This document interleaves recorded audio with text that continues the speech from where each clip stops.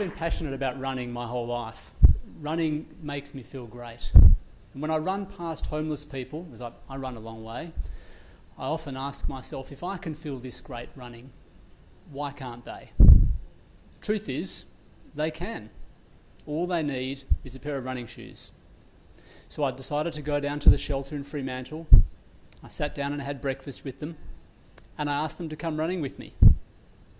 Well, you can imagine the reaction to that. So this is what I said. Running is pure and simple. Just like life, it's brutally honest because you get out of it what you put in. It will make you feel great. All you need is a pair of shoes, and I'll give that to you. And I will reward your effort with pathways to education and employment if you participate for at least 90% of the sessions. I'm here to get you on your feet. But there's one catch. I'm going to ask you to sign a contract. And the contract will say two simple things. Firstly, you'll participate with a positive attitude. And secondly, you'll respect everybody else. And if you do that, I will be giving you a hand up rather than a handout. And that is far more important than coming to me for food or for shelter or for clothes, because I'll be giving you self-worth, I'll be giving you a sense of purpose, and I'll be giving you a pathway to self-sufficiency. Warren and I were humbled by the number of people that turned up to the first session. We gave them all the same gear, volunteers and participants alike, and said, look around. There's no homelessness here.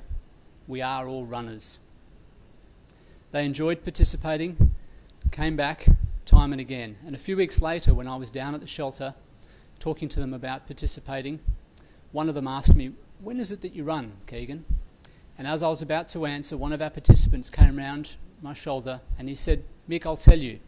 And he opened up the bum bag that he had around his waist and he pulled out two things that happened to be the only things in his bum bag: his birth certificate and our contract.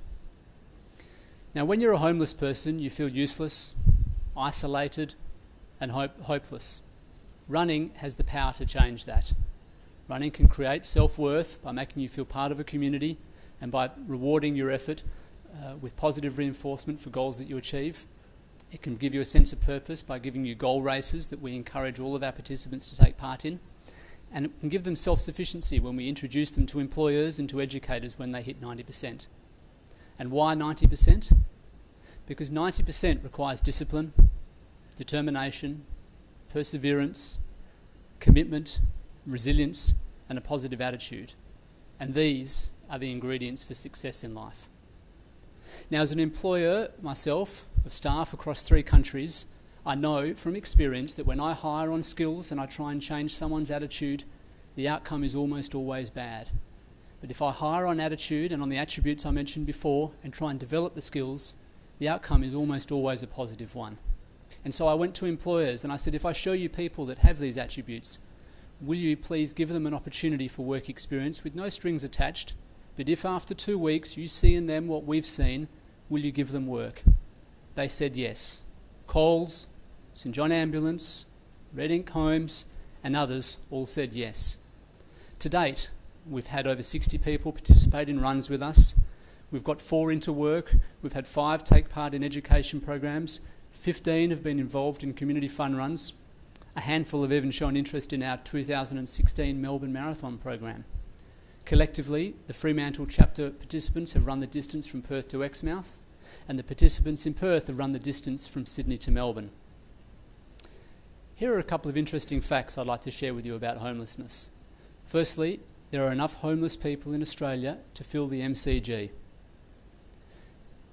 The average homeless person has a life expectancy of 45.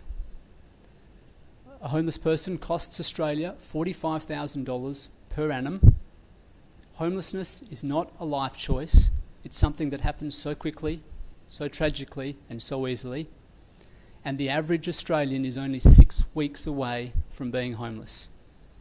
And if we were to create self-sufficiency for just 5% of that population, we would save the country $250 million per annum.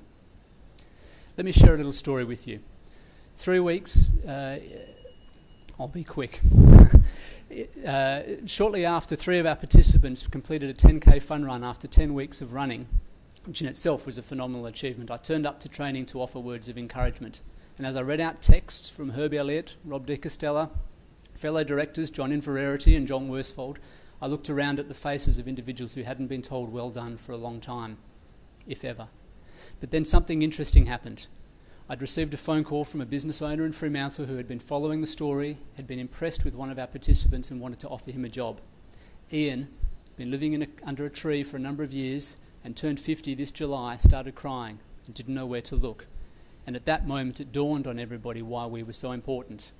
On My Feet had the capacity to change lives. Now there are many inspiring stories, but the bottom line is this. Every bird without a nest costs $45,000 per annum, and for $200 we change that. No investment manager in the world will give you that return on investment. If they did, you'd give them your life savings. But forget your life savings for a moment. I'm asking you to help On My Feet save their lives. Thank you.